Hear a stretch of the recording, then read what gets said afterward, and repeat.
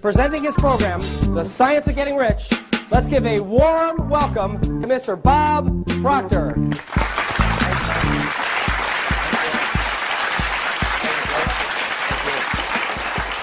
Good afternoon. This is a neat seminar set up here. Do you know that they're other people's habits? You and I are the product of somebody else's habitual way of thinking. It's genetic and it's environmental. Why do you think you look like your relatives? Do you think it's an accident? Yet what's programmed right into the genes at birth.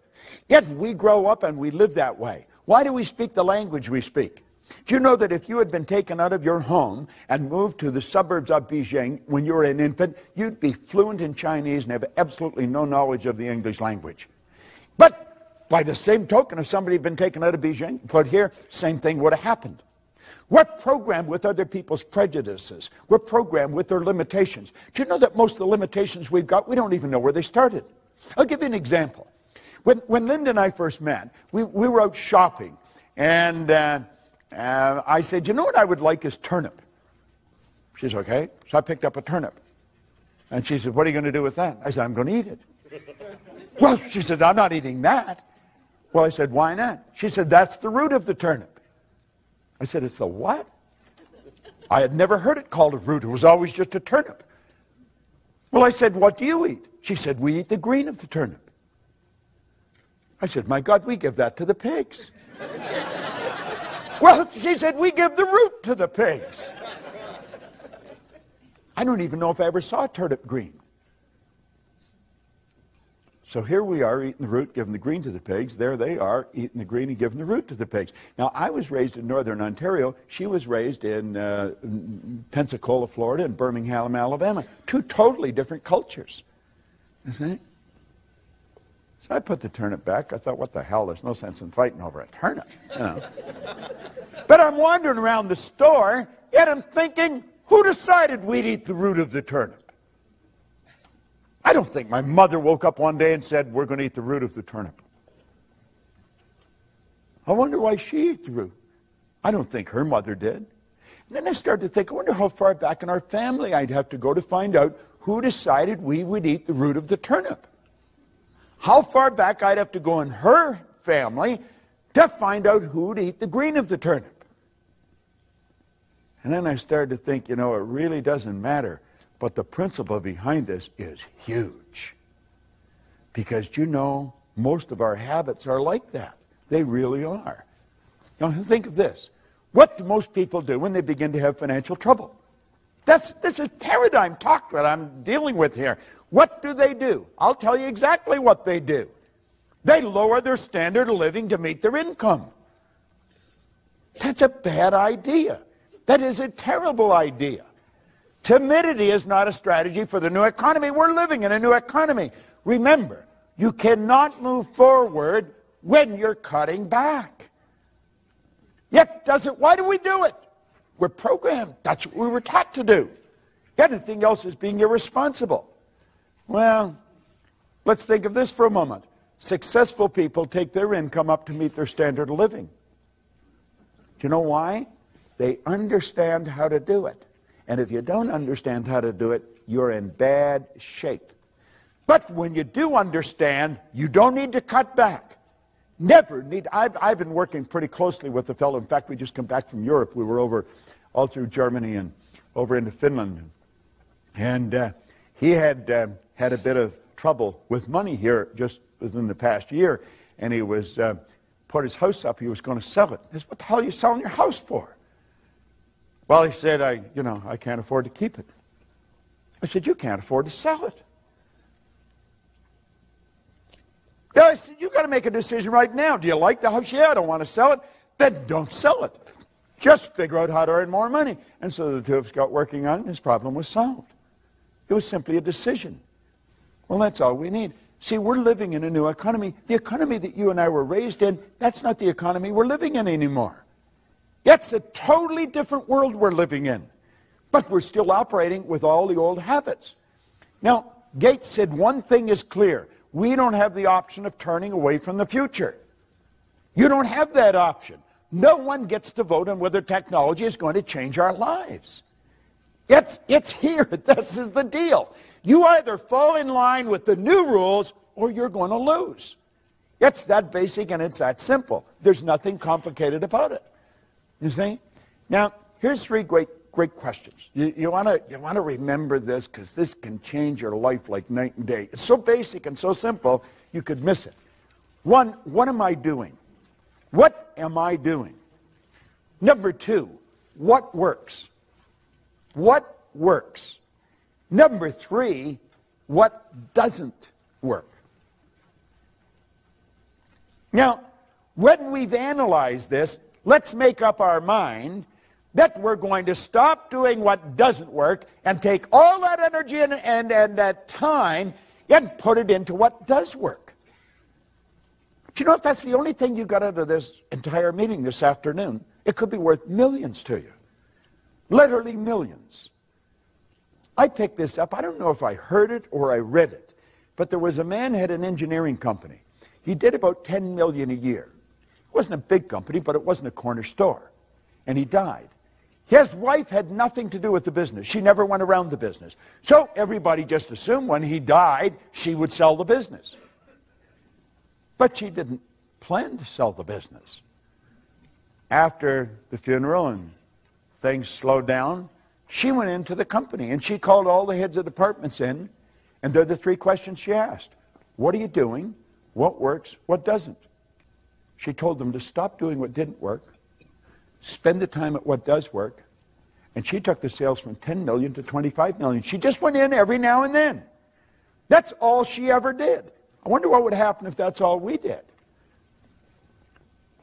We want to understand and apply, if we really want to get into the science of getting rich, the law of compensation. Now, the law of compensation is pretty clear. There's nothing complicated about it. The law of compensation clearly states that the amount of money you earn is always going to be in direct ratio to the need for what you do, your ability to do it, and the difficulty there would be in replacing you.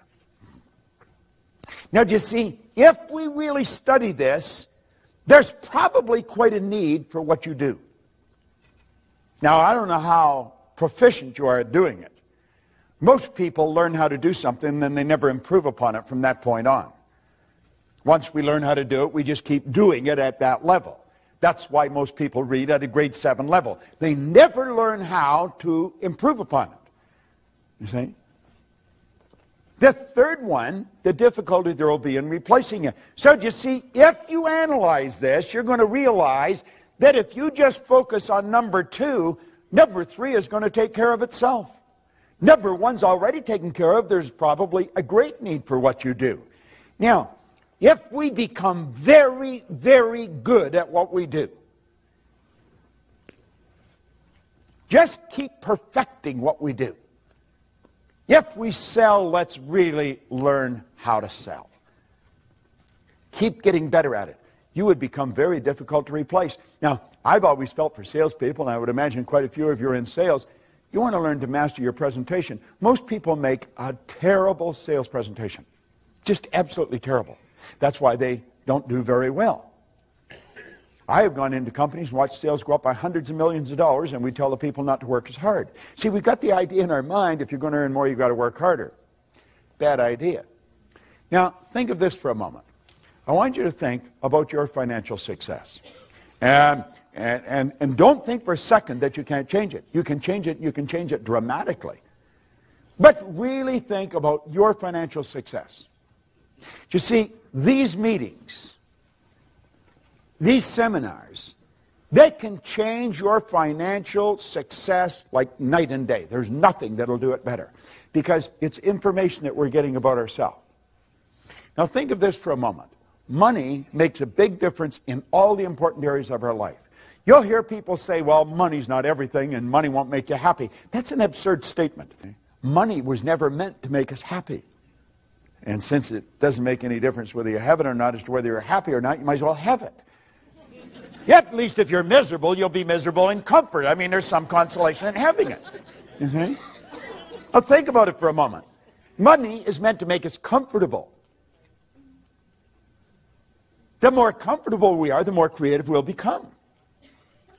The more creative we are, the more service we can render. The more service we render, the more money we will earn. You see? We want to open our mind to these two questions. Okay? Now, I want you to think about these two questions. What is your name, sir? John. John? John, there's the first question. How would your life change if your monthly income, boom, just like that, became your weekly income? How would it change? How would it change? A lot more comfortable. You'd be more comfortable. How would you be more comfortable? What would you do different? If every Friday you got what you earned all last month. It wasn't a lottery, it's every Friday. You're not sure, are you? No, you're not. You know something? And that's not unusual. I very rarely ever get a person answer that question. You know why you don't answer them? And you're not an exception to the rule.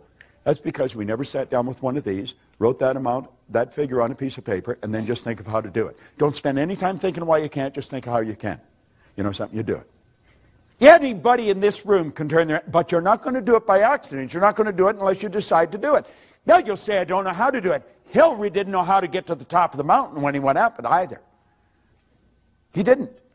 He tried in 51 and he failed. He tried again in 52 and he failed. Yet in 1953, he and Tenzing Norgay stood on the top of the world. Now, I have worked with him on 2 or 3 occasions. He's just a nice guy. The only thing different in him that I could see in me is his side. He's got a hand that would just wrap right around my hand. Big guy. No one had ever been to the top of that mountain. Do you know 1,000 people have been up there since? Things don't happen unless you decide they'll happen. Well, anybody could make that happen. I was flying to Kuala Lumpur, back around 1990. And I like playing with words and numbers when I'm on a plane. And I'm not a good flying partner. If you sat beside me, you'd probably think I didn't have any social intelligence at all, because that's my time. And so I sit there and I write words and I write numbers. And I remember I wrote the word commission one time, and all I could see coming off the page was mission. And I made a program called the Mission and Commission. And there is people that all are in the big commissions. They're involved in the mission. They're not involved in the commission. And it's a paradox, you see. Yeah, because they're not doing what they're doing for money, and yet they wouldn't do it if they weren't being paid. Yeah, it's real paradoxical. You could get your head all messed up if you play with it long enough. But I sat down and I wrote a 1 and 6 zeros. And I took a look at it and I thought, 1,000,000. You know, we've written songs about 1,000,000. We'll say, what would you do if you won 1,000,000? Oh, I don't know what I'd do, you know. And we have all these little games that we play. Line up for blocks. I saw a sign coming in here, just driving into town, where they had a big sign up. There was 1,000,000 in the background, and there were 31 million or 390 million or something in a lottery, you know. And there'd be all kinds of people looking at it and say, God, would that be nice, you know. Well, anybody can do this. And I got thinking about the people that I knew had earned 1,000,000. Hell, I earned 1,000,000 and I didn't even know what I was doing. You don't have to be very bright to earn money. And there's enough evidence around to prove that. There's all kinds of people that are functionally illiterate. They can neither read nor write. They're multimillionaires. Yet there's people walking the street who are absolutely brilliant, and they're broke. Think about it. That's got nothing to do with being intelligent. Yet has nothing to do with gender. Yet has nothing to do with geography. Yet has nothing to do with working hard. I did a TV show with Robin Leach a number of years ago. He's probably interviewed more wealthy people than anyone alive. He told me the wealthiest people he knows, he's never seen them working. Now, you could be sitting there and thinking, well, what the hell do they do? You know? I mean, that sort of scrambles our head. Because we've been trained, you've got to go to work. This is a terrible concept. Trading time for money. You will never get ahead of the game doing it. M2 is a good strategy, but it's only used by 3 people out of 100. That's where we invest money to earn money, which is the probable reason why there's only 3 people out of 100 using it. Investing money to earn money. Now, some people are very good at investing money. They do very well. Most people are not. The ones that are doing it, the ones that win at it, are in the minority. Now, this is the one I stumbled on way back in the early 60s. Had no idea what I was doing. No idea. But it happened. I moved from M1 to M3 just whoo, like that. It took me 9 years to figure out what I was doing. Did not understand. And yet, you see, that 1% are 96% of all the money that's being earned. Now, this group here, they multiply their time by setting up multiple sources of income. They don't have one source of income. They got lots of sources of income. And you think, well, how do you get to that point? You get there by deciding that's where you're going. I mean, how are you going to get home? Are you going to walk out of this theater and say, God, I don't know what to do? Well, you're either going to go home or go to your office, go somewhere, but you know where you're going to go. And that's how you're going to get there. You're going to think, am I going to walk? Well, I don't think I'll walk. Well, I drive. Well, my car's here. I probably should take it with me, you know. And this is all. It's a process that you do. It's all automatic. This is a process that's automatic. You see, if you can earn 100, you can earn 1,000,000 because you're following a basic principle. We wake up in the morning and we start doing what we absolutely love to do. I always find it amusing that I can be so well paid doing what I love. I love doing this. I absolutely love it. Yet, and I earn ridiculous sums of money for doing it. But I'm doing what I really love to do. That's what we should do. We should all do what we love. It's a psychic source of income. We can earn all the money we want. We can stay healthy. We don't need to react. See, if you do something, I react to it, you're in charge of me. The second you react to situations or circumstance or other people, they're in charge of you. So here you are, the only life you got, and it's a relatively short one, you know, and we're putting other people and things in charge of us. We're bouncing around. Our head is like a ping pong ball. That's the way many people live. It's no wonder their body's breaking down. This damn thing is in such a chaotic vibration, it has to break down. It's just a mass of molecules, and you should keep it in the right vibration. To improve your performance, you have to follow the ancient advice, know thyself. Ray Stanford asked me, he said, do you know who you are? I said, do I know who I am? Yeah, I know who I am. I'm Bob. No, he said, that's who you think you are. That's not who you are. He said, Bob and Proctor are just two words. That's your name, but it's not you. I said, what? Well, he said, you're not your name. I'm not my name. Well, that makes sense, doesn't it? I'm not my name. Okay. I said, well, this is me. No, he said, that's your body. You've never heard anybody phone into work and say, body's not coming in today, it's sick. You've never heard anyone say, am hand or am leg. We say, my hand, my leg, my name, my body. These are all things we have. He said, your results. Now, I knew I was in trouble. I was 26, I was unhappy, I was sick, I was broken, I just found out I was lost. I didn't even know who I was.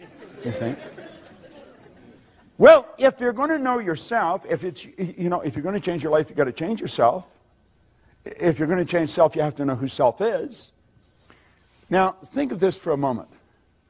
You and I have infinite potential. Now, I said before, I don't know how much infinite is.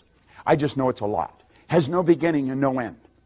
That's the potential we've got. We've got all of this power, yet if you watch the way most people live, you would think that they were just about out of juice. A lot of people, when their heart stops beating, it's going to be a formality. I mean, they just sort of sit. They never really get it going. Yet we have infinite potential. We're dealing with something pretty big. If we're going to find out something about ourselves, we have to look at this. You say, this is over my head. No, it's not. I teach this to kids. I got it. This all tied into the science of getting rich. Rich resources are lying dormant within us. Let's look at it a different way. You see? You and I are spiritual beings. There's only two sources of reference to go to find out anything about ourselves. One's science and the other's theology. You'll hear people say they're having a spiritual experience. They're not having a spiritual experience. They are spiritual. They're having a physical experience. We're spiritual beings living in physical bodies, and we've been gifted with an intellect. Most people really don't understand that part, but that's where the power lies, all right? And our emotional state is going to be determined by how we use our intellectual factors.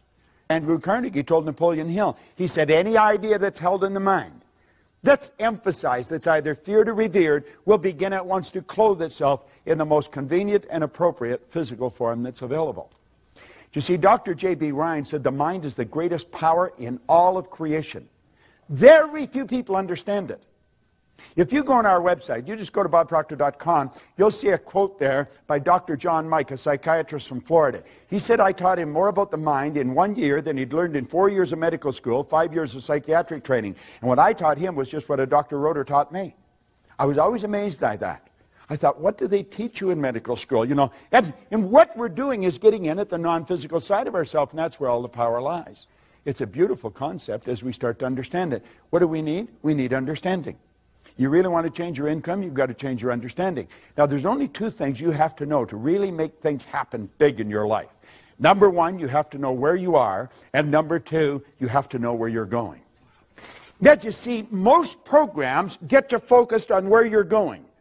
That's very important that we have a goal. You've got to know where you're going. But what happened to me that was totally different is Ray Stanford got me to focus first on where I was. He got me to look at what I was doing with my life, got me to take responsibility. He said, your results aren't bad and they're not good, they're just results. Nothing's bad or good except our thinking makes it so. He said, you have to ask yourself, are those the results you want? And I said, no. Well, he said, if you will pay attention and you'll do what I suggest, I can show you how to change it. You see? And my whole life started to change. Most people get us focused on the goal. If we don't know where we're at, we're not going to... Let's suppose we all bail out of a plane and safely land somewhere on the planet. Our objective is to get to this room. Now, we know where this theater is. We know where this room is. Our problem is we don't know where we are. Now, let's say it's overcast. We'll build a ridiculous situation. It's overcast. There's no street signs. There's no wind. There's no compass. There's no map. There's no people. But we know we're on the north. I mean, we could be in Milwaukee heading towards the Canadian border. We could be in Los Angeles heading towards Tijuana. You could be in Atlanta heading towards Miami. We could be right outside this theater and walk away from it. If we don't know where we are, it won't matter where you're going. So you see, we've got to take a good, honest look at ourselves. What am I doing? What works? What doesn't? Who am I? And as we really get a grip on this, everything in our world will begin to change. Now, I'm going to run through this very quick, and then we'll have a break, and then I'm going to come back and I'm going to show you some simple things about the mind and how to make the shift that you want to make. You see, what we're seeking always is greater awareness. We're always wanting to raise our level of awareness because our results are an expression of our level of awareness. And the only way to improve results is to increase our level of awareness. All right? Now, effective goals inspire us to move to increasingly higher levels of awareness.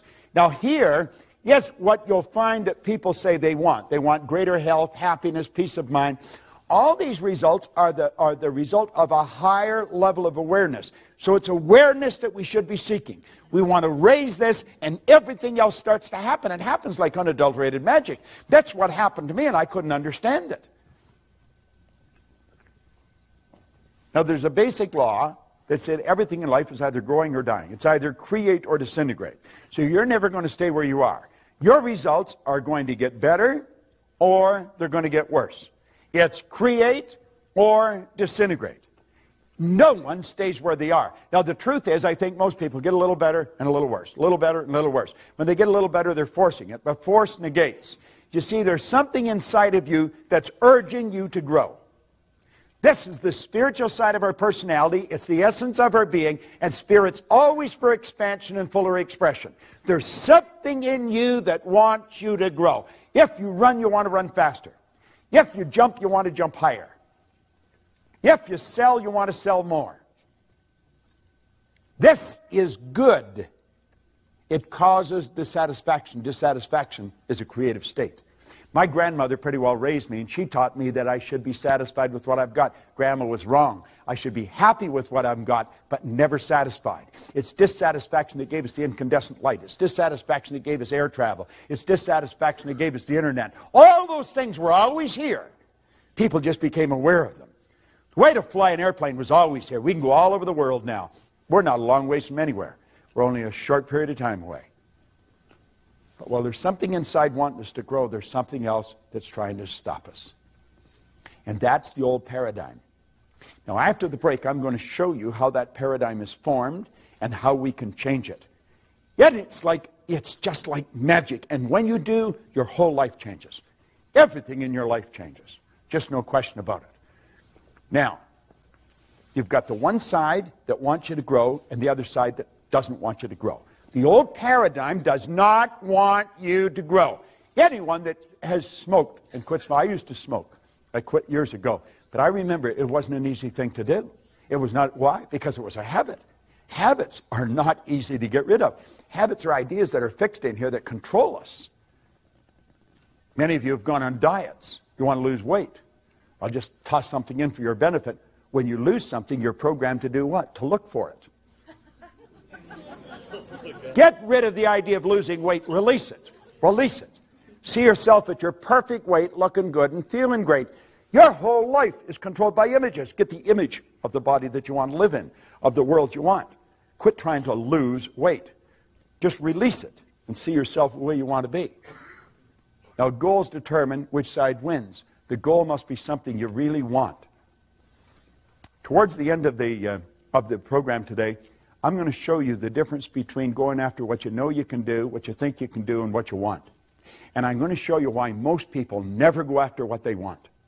And I'll also show you how to change it, because it's pretty beautiful. Now, at each new level, as we move ahead, every time we move ahead, our conditions, our circumstance, and environment change. As they change, you have to adapt to the change. That gives you the ability then to see the next step of action that's necessary. We'll graphically communicate that a little clearer a little later on. Okay? So here we go. We're moving up. Each time we move to a higher level, the results improve. And it just keeps getting better and better and better. And that's the way life should work. And it can work. Now, you and I think in pictures. We think in pictures. Okay? You don't think B-O-A-T. You don't think G-E-A-R.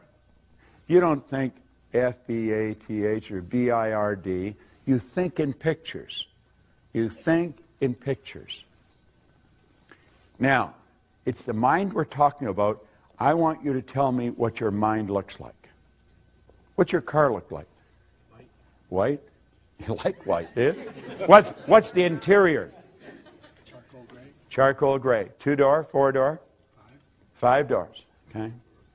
You've got the picture of that in here, haven't you? Tell me what your mind looks like. Gray mush. Gray mush. Now you're doing what probably a lot of people are doing. How many saw the brain when I asked you to think of the mind? Hold up your hand if you did. See, there's a whole lot of people doing the same thing. But your brain is not your mind, John.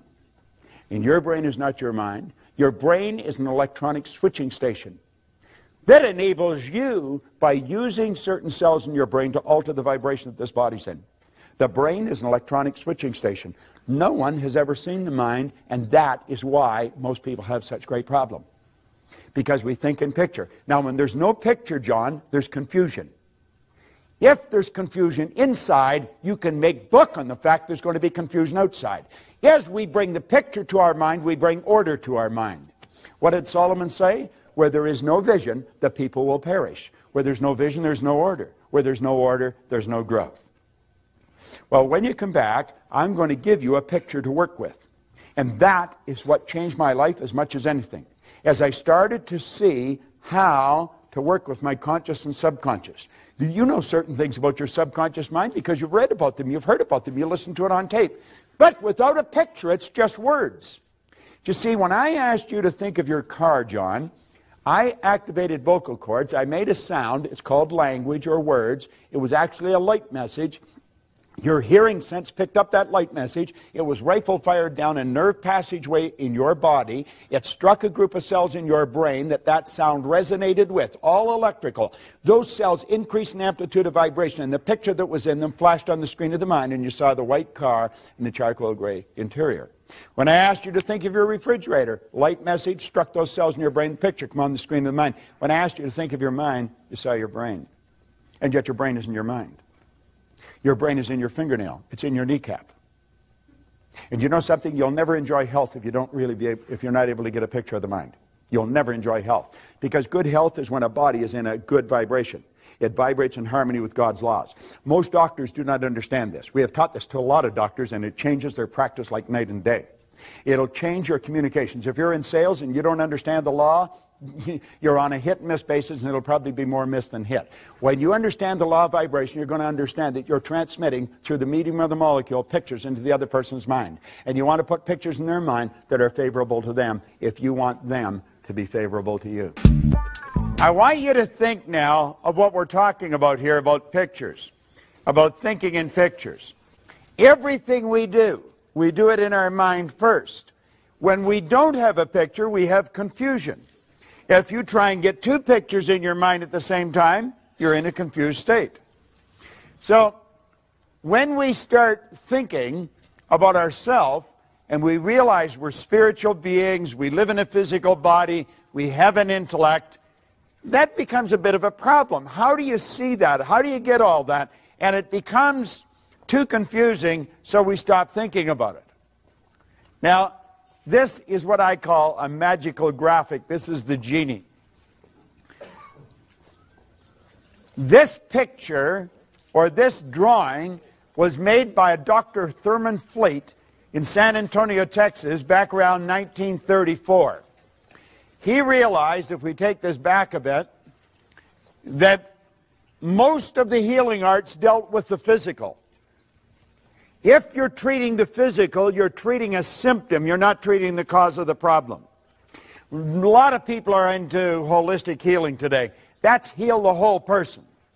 And he knew that they had to be healed spiritually, intellectually, and physically. And he knew that there was a problem because of thinking in pictures, and that's when he came up with this concept of the mind. Now, when this was first explained to me, it took me a while to really grasp it, because I was getting it confused, different things. So if you look on the inside of the sheet that we give you, you'll see the drawing there, and we'll fill in some of the blanks for you. I let this drawing represent me. If I think of me, I think of this drawing. If I think of the drawing, I think of me.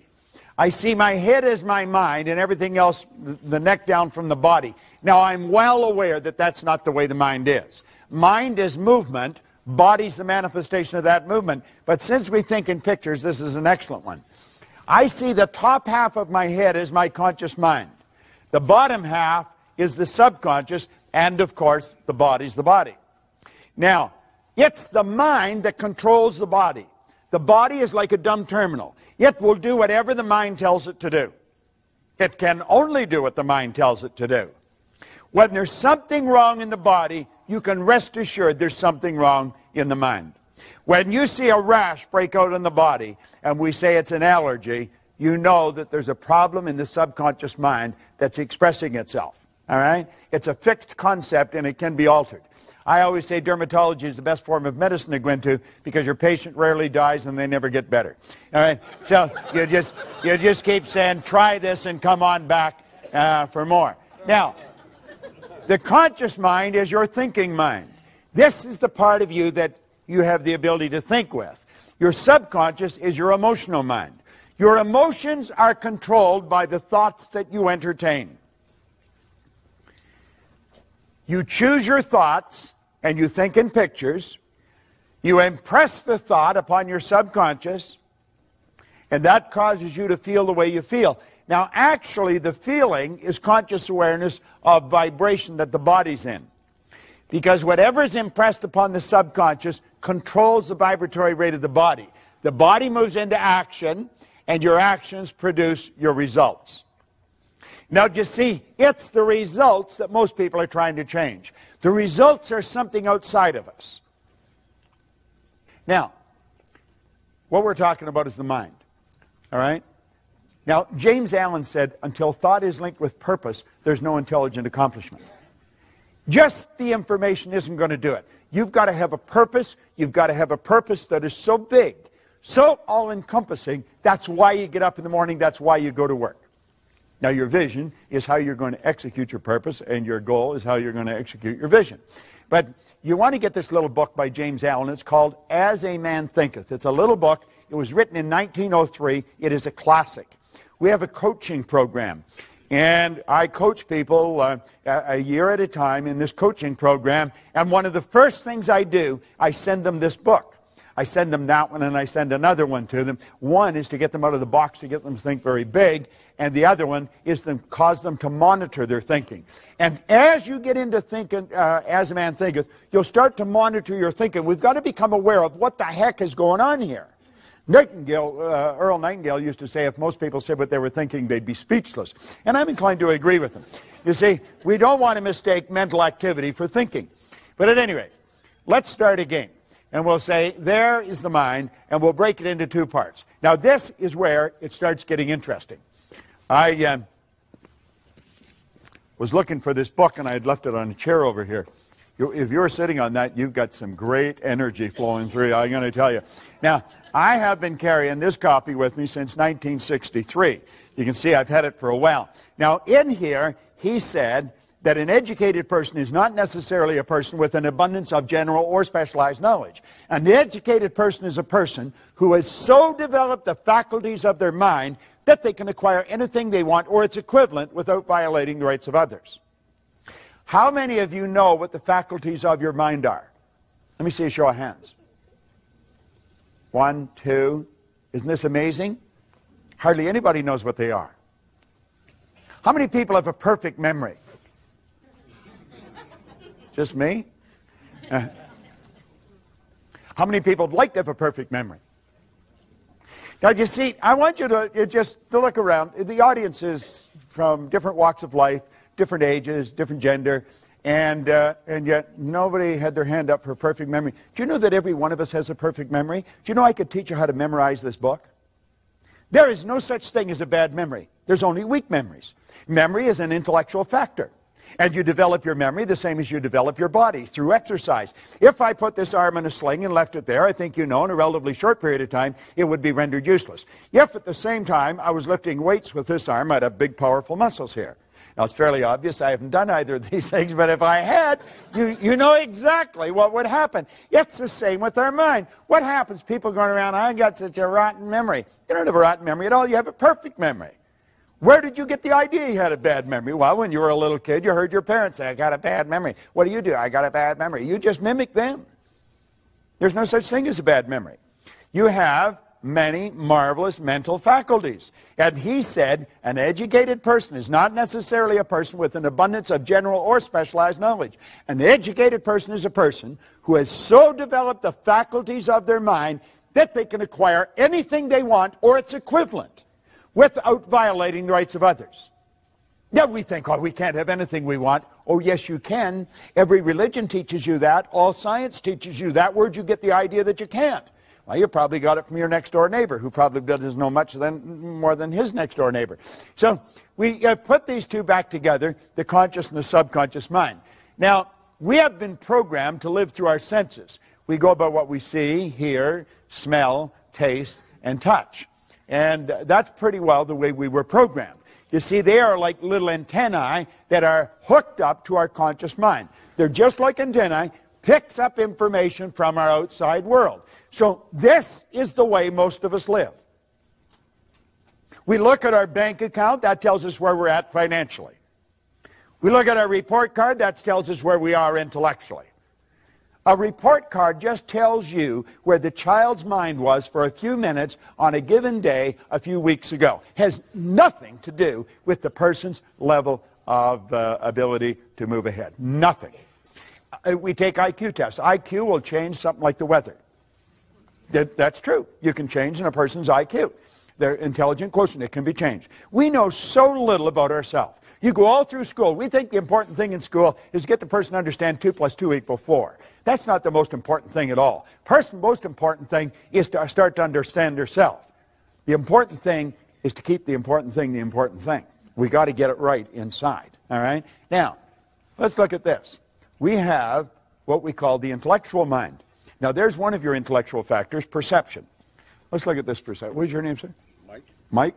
I'm going to tell you there's nothing printed on this book, Mike. Am I right or wrong? You're wrong. You know I'm wrong. There's no question in your mind. You can see it. Isn't that right? Right. What is your name? Joe. Joe? I told him there's nothing in the book. Am I right or wrong? Could be. Well, it could be. I'm saying there's nothing printed on the book. Am I right or wrong? Right there. Right there. Now, you see, it's a matter of perception. It's not a matter of right or wrong, is it? What you see is something on the book. Isn't that correct? Right. What I see is nothing on the book. No, but you see this, you say, well, that's a cute little trick you pulled on Mike. But it's not really a trick. It's a natural law of the universe. It's perception, and it's the law of opposites. Polarity is a law. Like, I'll tell you that's the right side of the book. You know it's the left. Isn't that correct? Right. There's an inside and an outside. You couldn't have one without the other. If I sliced the right side off this book, and I kept doing that until I took the last slice off, I've also gotten rid of the left, haven't I? That's a little difficult to grasp. If I kept slicing the right side off the book,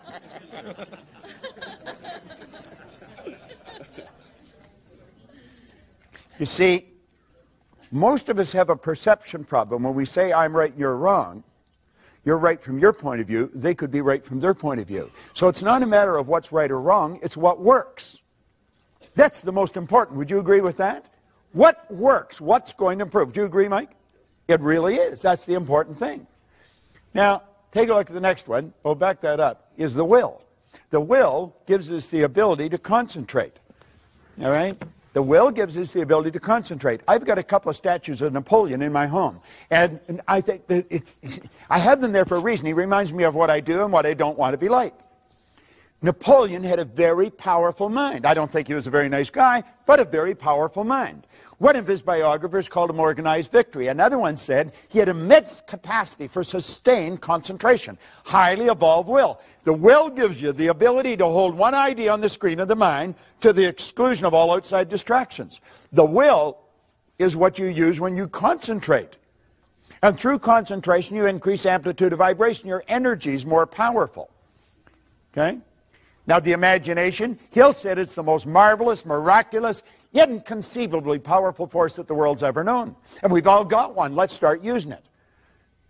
Now, we take memory. Memory's perfect. We know what the memory is. It's a matter of development. Now, your intuition. What is your name, sir? Mike. Mike. All right. Let's think of this. This is Mike's body here. This is not Mike. Would you agree? Have we ever met, Mike? No. We have never met. Well, if I tell them about you, will you tell them if I'm right or not? Sure. All right, now I want you to think of this for a moment. Mike's body is a molecular structure. It casts off a ray of energy. The energy is so powerful coming from his body that it'll penetrate a film, penetrate a camera, and you can actually photograph it. Now, as Mike changes the images in his mind, the density and the color of that energy will change. You have been given an intellectual factor called intuition, and it enables you to pick up that energy and read it. Mike operates dominantly from the left hemisphere of his brain. He has a persistence streak in him about as wide as this building. If you're married, your wife would say you're stubborn. Now, he also has another side to him. They're extremes. You've got a shy, sensitive side to you. It's not dominant, but it's there, maybe 10, 15, 20%. And you have a tendency, if somebody hurts your feelings, to hold it inside. You should express it because it'll give you stomach problems if you keep suppressing it. If I was going to hire somebody to run the show, I'd want to hire you because you like a lot of order around you. You'd make a good engineer, a good accountant, a good lawyer, anything like that because you operate dominantly from the left hemisphere of your brain. If I was going to sell you something, I'd get lots of facts and figures. I'd go out and do shopping and I'd give you all the facts and figures and I'd say, Mike, why don't you study this for a while and I'll come back next week. How accurate am I? I'd say probably 95%. 95. Well, you give me this 5%. I think I'm 100% right. Now, you see, you don't actually hide anything. If I was taking Mike out for something to eat, I wouldn't take him where I'd go. I'd take him where he'd get his teeth into some steak and potatoes maybe, because he doesn't necessarily want a lot, but he wants something substantial. You just throw me a cracker, throw me something, anything to take away the pain, and I'm fine. I'll say, let's keep on going. Mike's not like that. And he has a persistent streak in him. He's a good money guy. He likes to get it and he likes to keep it. So if he told me he couldn't afford it, I know he's not telling me the truth. You're a little bit like that too. All right? And you can actually feel the energy around a person. Now, how many think that I've got some special talent? I'm able to do that. I don't have any special talent. I have just developed something that we've all got. It's called an intuitive factor. And you develop this intuitive factor, and you're going to find that you'll just be aware of what's going on around you. You can read people like a book. What is your name, sir? Chad. Chad? Chad's got a very shy, sensitive side to him. He really does. You get hurt his feelings very, very easy. Now, he's the same as you, only he's dominantly right brain with a little bit of left. You're dominantly left brain with a little bit of right. Okay? You're very creative. A lot of creative ideas flow into your mind. you know, but you're also very sensitive. It's pretty accurate, isn't it? Yeah, it is.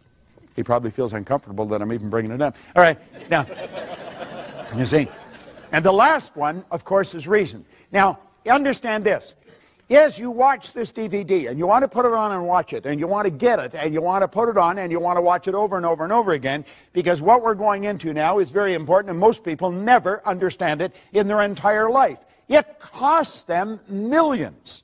I could earn $1 million so easy it would make your head spin. Earning money is a simple thing to do when you know how. If you don't know how, you could work all your life and not be able to do it. The conscious mind is the intellectual mind, and the conscious mind can think. This is really important that we understand this. This is what most people do not do. You just watch the average person.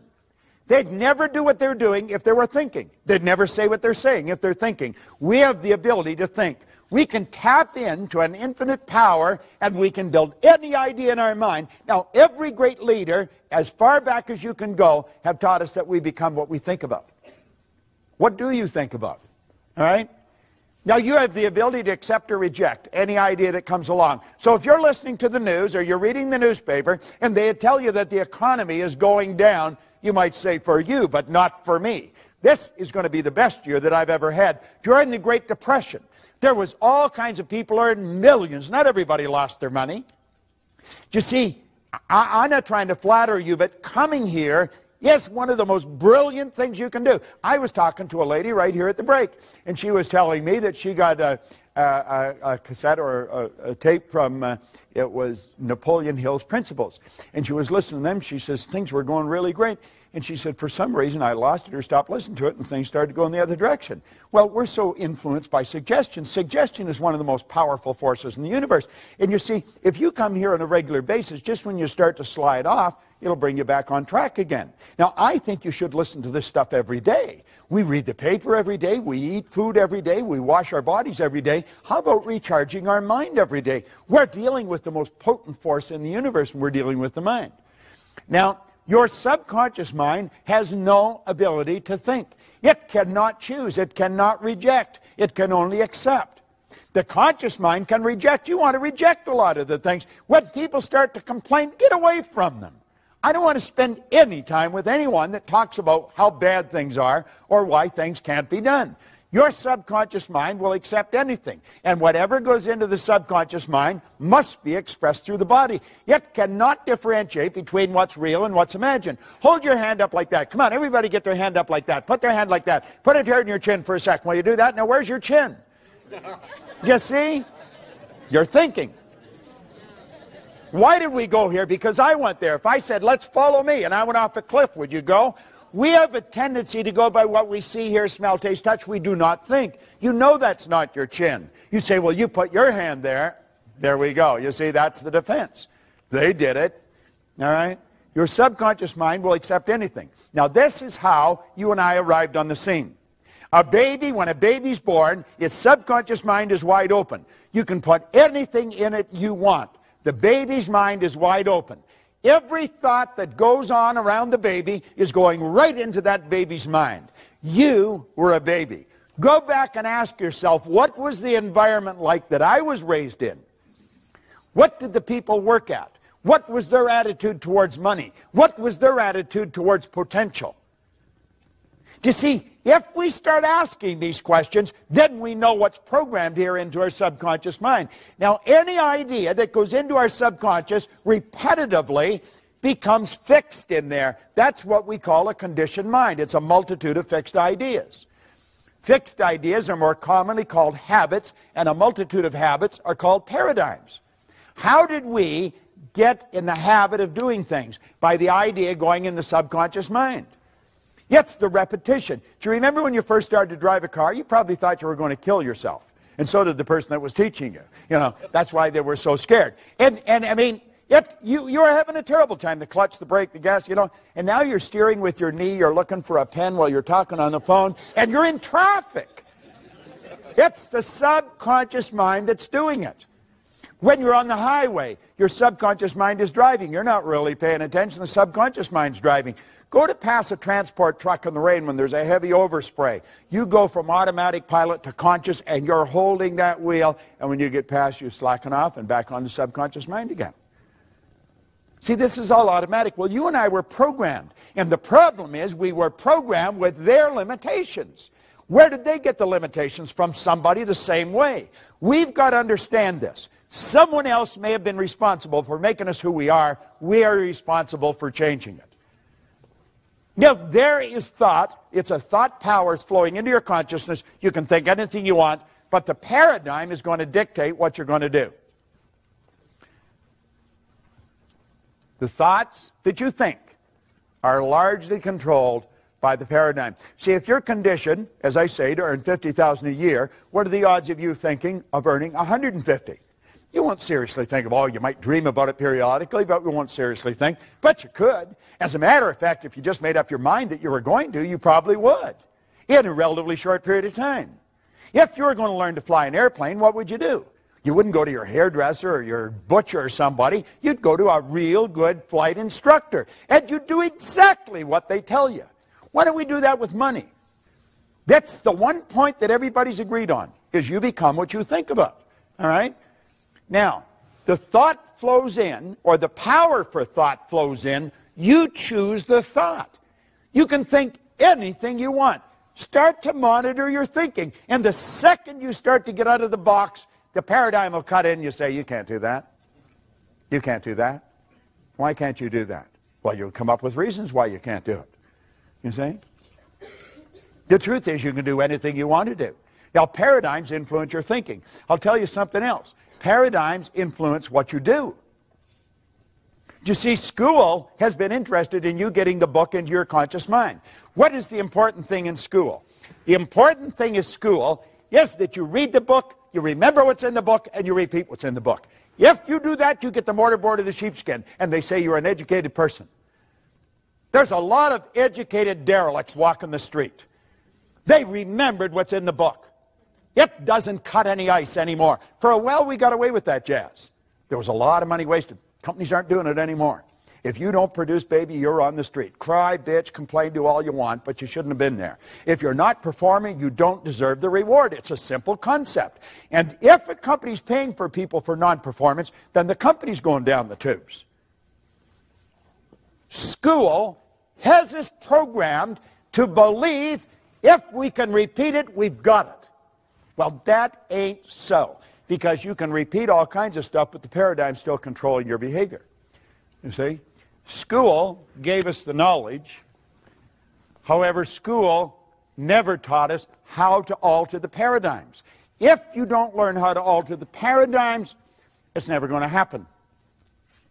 Got to alter the paradigm. See, you want to improve your results, or you wouldn't come here. I don't think you're coming here because you had nothing to do. I think you're all very busy. The people that have nothing to do, they wouldn't come here. It's a bit of a paradox. They're the ones that need it more than you do. All right? Now, what does the program tell us to do? This is the way we are programmed. The starting point is results. We look at the results we're getting. The results cause us to think the thoughts we're thinking. This is a formula for losing, by the way. But this is the way we operate. You look at the x-ray. You look at the bank account. You look at the present relationship. If you're letting present results control your thinking, you're on a losing track. The thoughts cause the feelings. The feelings cause the action, and the action produces more of the same. If you're having financial problems today, you probably were a year ago. If the student's getting an D average in school, they probably did last year. We think we've got to cram more information. No, no, no, no, no, no. Put the books away. Sit down, teach them something about themselves. Get them to see themselves as an honor student. Get them to relax, totally relax when they write the exam. They've got all the information there and it'll flow out. They've got to start to see themselves as worthy of the good life that they desire. When I left public school, Miss Strawn, who was a nice lady, she said, Bob, where are you going to go? And I said, I'm going to Malvern Collegiate. Oh, Bob, don't do that. Go on over to Danforth Tech, get a trade. You'll never do well in the business world. Now, this is very important. We're going to go through it very fast.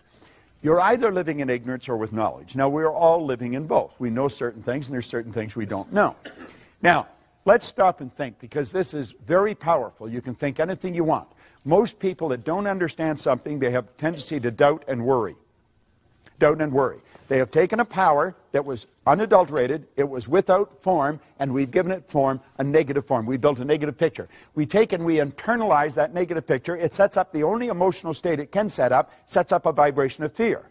Now, fear can only be expressed through the instrument that you're living in, your body. And so it expresses itself in what we call anxiety. Now, anxiety is not expressed, it's suppressed. Yet the suppression then turns to depression. This person's on a losing track. Don't even know what they're doing. The depression turns to disease, and the disease turns to disintegration. Now, that's a process. That happens so fast, the person doesn't even know what's going on. And you know what's causing it? Ignorance is their problem. What are they taking for the anxiety? Valium or something like that. We got them on Prozac or Valium or some other drug so that we got them so stupefied that they don't even know they're doing it to themselves. Should we educate them? I think so. What is education? To induce, to develop, or to draw from an end. Let's bring out something in the person. Let's go back to our thinking. We want to develop understanding. There is only one way to develop understanding, and you're doing it. You're studying. There is no other way of developing understanding. That's what these programs are all about. Solomon said, in all you're getting, get understanding. Understanding is what leads to faith.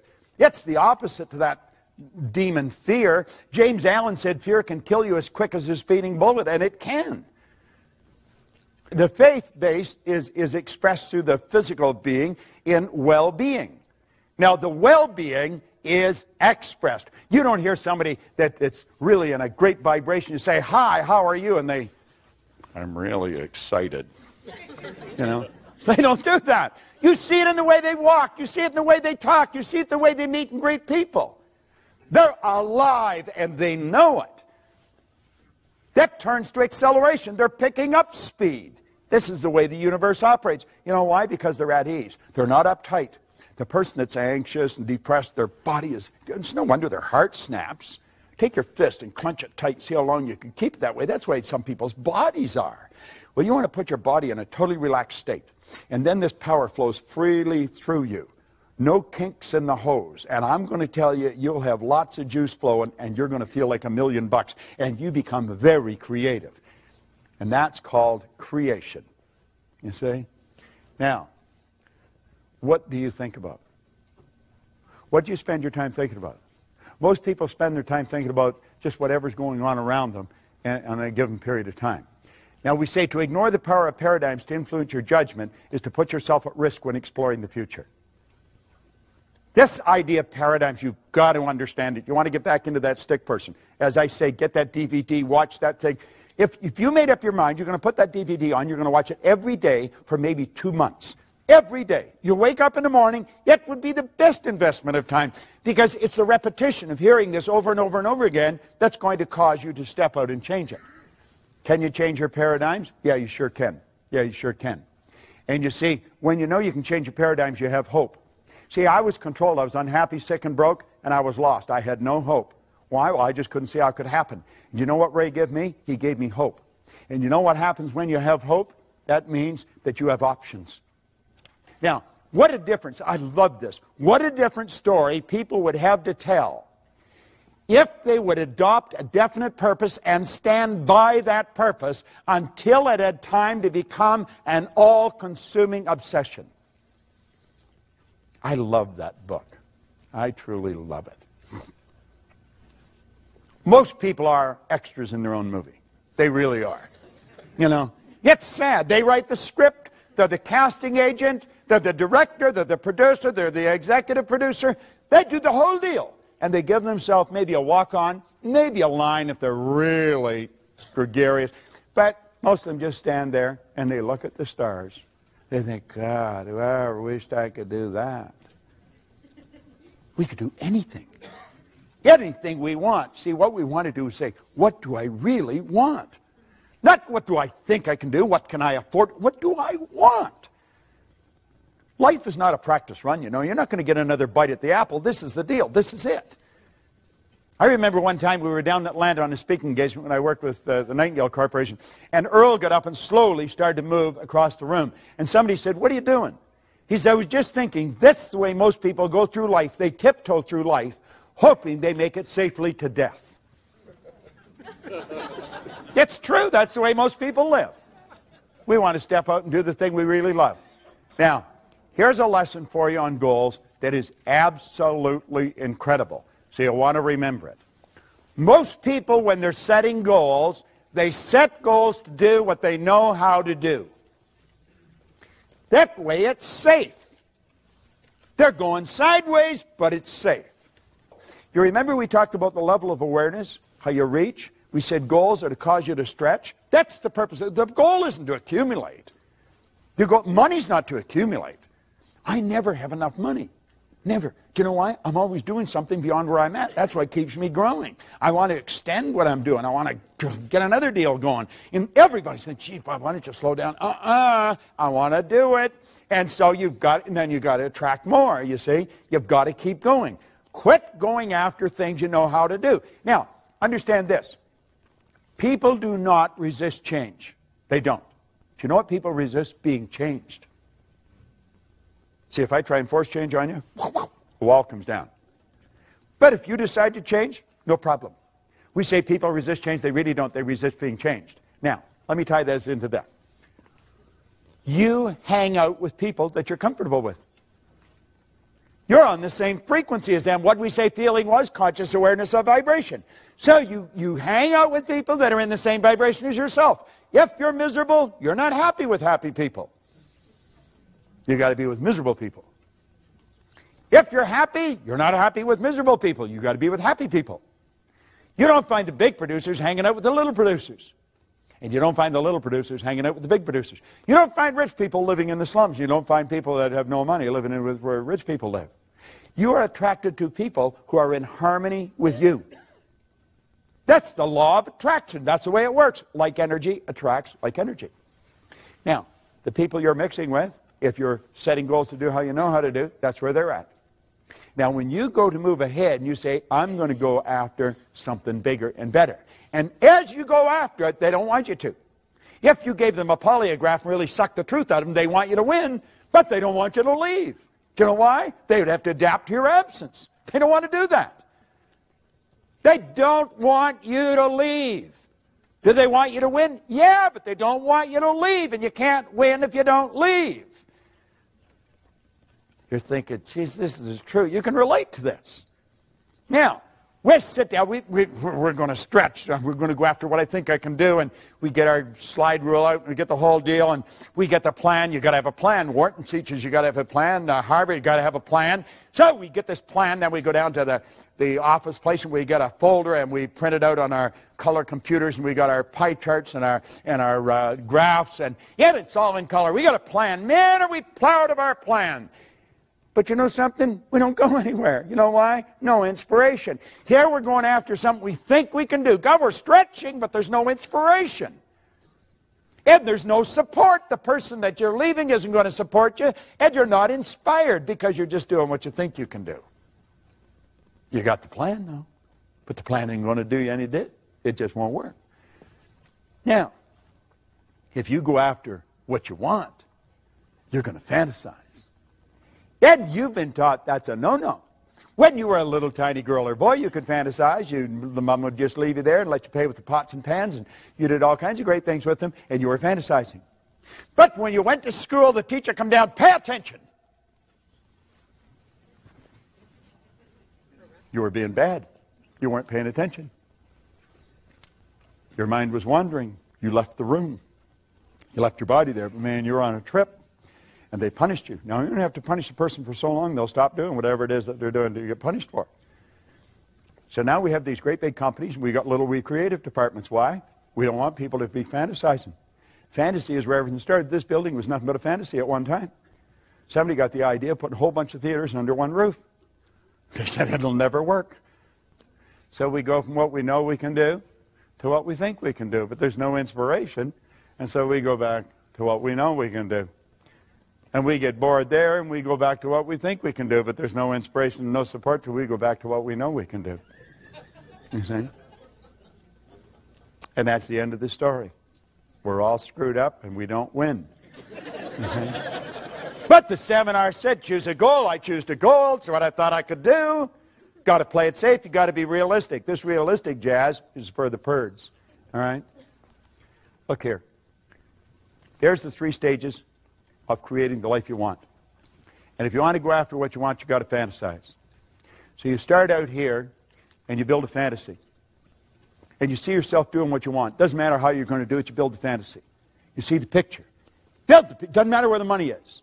Now you got to turn that fantasy into a theory. Before you can turn it into a goal, you've got to pass a test. The theory, now it's an idea in our conscious mind. We're really putting our higher faculties to work on it, but we've got to pass a test. We've got to ask, am I able to do this? If all things are possible, if this is an orderly universe, and if we have all the power within us, yes, I'm able to do it. Don't know how, haven't got the foggiest idea, up to here in debt, don't know where the money's coming, but yes, I'm able to do it. The second question, am I willing? Am I willing what? Am I willing to pay the price? If you're not prepared to pay the price, you don't deserve the reward. I remember my wife started her own business, and she was over her head. And I would go into the bedroom, and sometimes she'd actually get into bed and get under the covers and pull them over her head. She literally did that.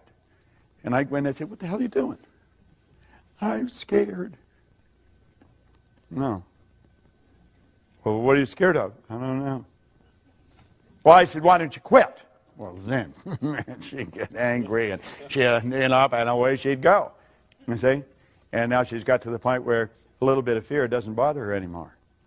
Now, did I do the same thing? Well, I didn't get in bed and hide under the covers. But, God, I used to pull the drapes. Ooh, it was terrible. Am I willing?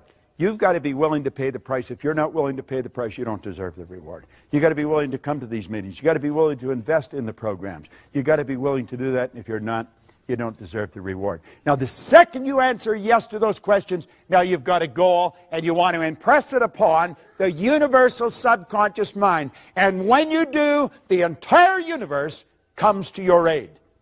That may sound like a bizarre statement, but I'm going to tell you, if I had a year to explain it, I could break it all down. That's exactly what happens. If you have to attract somebody from China, you'll attract them. We're not in this room by accident. You know, we're all supposed to be here right now. You're always in the right place for the right reason at the right time. And that idea will begin to move into form, and it'll turn into what we call a fact. And when you've done that, then you're in the position to build bigger and better fantasies, and that's called a creative process. You don't have to know how you're going to do it. You only have to know you're going to do it. So here's the deal. You start out, you fantasize. You see it. You believe it. And you do it. How do you think that guy got up that wall? Do you think when he was standing at the bottom, he knew every step he was going to take to get to the top? Not on your Nelly, did he? He knew that he was going to get to the top of the wall, though. And he said, I'll put this pick in here, and I'll put this one in here. I'll bring this foot up here and this one up here. That's the first step. He adapted to the change in his conditions, circumstance, environment, and then he picked the next step. And that's how he got right to the top of the wall. And that's how Hillary got to the top of the mountain. And that's how Edison built the light bulb. And that's how the Wright brothers got the plane off the ground. And that's how we built the internet. And you want to know something? That's how you're going to create the life you want, a step at a time. Yet you're always going where you don't know, and it's scary. But I believe if you're not living on the edge, you're taking up too much room. You know? You got to know where you're going, and you got to know you're going to get there. Isn't that how we did it? Do you know what Dr. Werner von Braun said when John Kennedy asked him what it would take to build a rocket to the moon? He said, the will to do it. That was it. Nightingale said that success is a progressive realization of a worthy ideal. You've got to have an idea that you really want. It's got to be big and so all-consuming that you don't have time to listen to the ne'er-do-wells. You don't have time to listen to the people that don't have time to live. You see?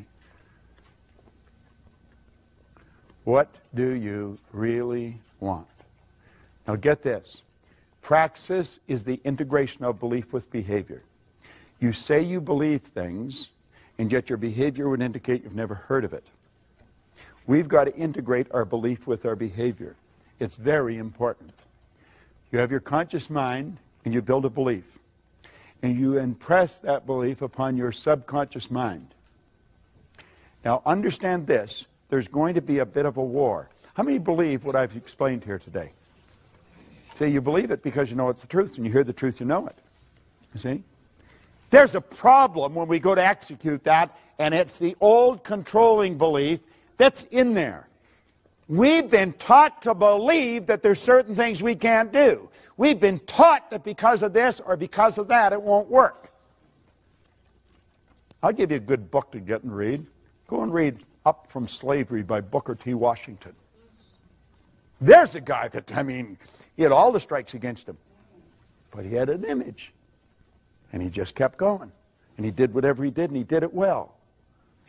He's quoted as saying, if I'm washing floors, when people look at it, they're going to know that Booker T. Washington washed this floor. Everything he did. And that's the way we want to do it. We want to do it to the best of our ability. And we want to gain an understanding. The way to do that is to continue to study. So here's the overview of what we've done. Power flows in. And number one, we build an image. Number two, we plant that image in our subconscious mind. That image then is expressed through the only instrument it can be expressed through, our physical body. That is an absolute law. It is an absolute law. The image you impress upon your subconscious controls your vibration, and your vibration controls what you attract into your life. And you're attracting stuff into your life. Everything that's coming into your life, you're attracting. So don't be afraid to step out. Maslow said you're either going to step forward into growth or you're going to step back into safety. You see? When we talk about the science of getting rich, we want to understand there is a science to getting rich. I want to tell you a story. I was flying to Malaysia, and I was playing with the calculator. I always play on a plane with words or numbers. Now, if you go to Kuala Lumpur from Toronto, it's 25 hours in the air. That's a long ride. If you go any further, you're coming back. So, you've got quite a trip that you're taking. Well, at any rate, I'm on the plane, and I'm fooling around, and I write $1 million down, just 1 and 6 zeros. And I thought, $1 million. And I had earned $1 million. I had earned $1 million a year a long time ago. And I know a lot of people that have earned $1 million bucks, and most of them are not overly bright, And there's some of them who are absolutely brilliant, but they're not all that bright. And where I may be fairly bright today, but relative to where I was, man, I'm telling you, I was one of the stupidest guys in town, but I was earning all this money. So it has nothing to do with being bright or anything like that. It's a decision. And so I'm on the plane, and I'm thinking, what do these people do? And I started to think about the people that earn $1 million. What do they do that is so different? Well, first of all, they just decide they're going to do it. And then they step out and do it. And they come from all different walks of life. But all the ones that I knew that did it are all locked into this. Michael and I were talking, about people being seminar junkies. And I said, I've been a seminar junkie for 40-some years. And I wouldn't want to be any other way. I feel sorry for the people that are not. Because you see, that is a very crude way of saying that a person's really into the development of themselves. Well, I took a look at the people that earn the money, and I thought every one of them, without exception, are really locked into studying. They never stop studying. They have just magnificent libraries of CDs and now DVDs and cassettes. I've got it right back to the records and the old record players. I've got them all. I've kept them all. The record player that I used to drive around with in Vic Conant's office in Chicago, I took it down and gave it to him one day. But, I thought, we should teach people to earn $1 million. And so when I got off the plane, now this is way back 1990, I got off the plane and I got on the phone. And I phoned Mark Victor Hansen, and then I phoned Val Vanderwall, who's gone now. And, it was the middle of the night here, but I wasn't thinking of that. The clock had turned around. And I got them out of bed, but I got excited, and I was telling them what I was going to do. And they said, geez, it's a great idea. So there was a bunch of us. There was Jack Canfield, and Mark Victor, and Vanderwall, and Lee Poulos. And there was a group of us, and we put together a program, and we taught it in Hawaii. And we were teaching people to earn more money. Now, we knew how to earn it, and we were teaching the other people how to earn it. And one of the things we were teaching them is you got to lock in to study. You got to study every day. We eat every day. We wash ourselves every day. We get dressed every day. There's certain things we do every day that's religious. You've got to study every day. You've got to allocate a part of your income and a part of your time to your own development. And that was part of the lesson. And they all knew that we did. I mean, take that Think and Grow Rich book. I mean, I read that every day. So at any rate, we started, and Jack and Mark come up with an idea, and they said, Proctor, we're going to do a book. And we had brainstorming sessions going, and they said, you got lots of stories, give us some stories. And he said, we're going to write a book. And there was a gal there, Cindy Spitzer. I remember, I don't know if she ever got credit for this, but she was from over on the East Coast, around Philadelphia somewhere, and she said, you should call that Chicken Soup for the Soul. And so they're going to write 101 stories, and they were going to package it and sell it. And I said, that's a pretty cool idea. And Mark says, we're going to sell 50 million of them before the turn of the century. And I'm thinking, well, you know, I'm a pretty good thinker, but that seems like a little far out to me. I mean, if you sell $1 million, you're doing pretty good, but 50 million, and you're going to do it before the turn of the century? Well, they didn't sell 50 million, they sold 74 million. And it was considered the publishing phenomena of the decade. Now, get this, they didn't write anything. They never wrote any books, none. They had other people writing the stories, sending them in. They had somebody else collating, somebody else editing, somebody else publishing, somebody else selling, and they got the money. You know why? It was their idea. Now, this came about, it's called intellectual property, and it came about because they studied and they expanded their mind. And that's what you're doing here. Now, we said that most people are extras in their own movie. You're no different than Mark or Jack or Bob or Lee or anybody else. You're exactly the same as them. And what you want to do is make up your mind when you go home. You're going to lock in and you're going to get your chicken soup concept. The DVDs on this are what you need. You've got to get on, order them, and start watching them. Lock yourself in. You don't have to watch the whole thing. Just take a section of it. But take 15 minutes every morning, or do it like you exercise your body. People go out walking. They do it at the same time, same number of times every day. Well, get into this. The beautiful part about this is it's all being recorded. You know that 66% of what I've said you'll have forgotten by tomorrow morning? 90 to 100% of it will be gone within a month. But if you keep repetition, if you keep programming it into your mind, you're going to find that you'll start to do it. That's what the actors do. I know a number of actors, pretty big names. And you know something? They're ordinary folks just like you and me, but they become great actors because they program the script into their mind until they become the script. And that's what you want to do. Some of this information, it's worth millions. I don't know if you realize just how valuable it is. I have been studying it for 43 years with some of the most brilliant people in the world. You got the whole thing locked on a little disc that you can watch and listen, and you go over and over and over, but always doing it thinking towards a goal. Phenomenal information. Don't for a second walk out of here without making a big decision that you're going to do something with it. I want to congratulate Michael on the work he's been doing. He's been doing it for a long time, and he does a good job. And I don't know anybody else anywhere in the world that's doing this. And now, of course, he's even topped what he's doing by putting it all on DVD. Lock in, build yourself a library of these things, and then take time every now and then. Sometimes you take a couple of days and just do nothing but totally saturate your mind with it. And you're going to find it'll pay huge dividends for you. The people that I was working with that were in the millions, they're just ordinary people like you and me. But the difference is they get the idea and they apply it. They apply it. They apply it. And it's in application. It's not just studying. It's in application. Thank you very much. Thank you.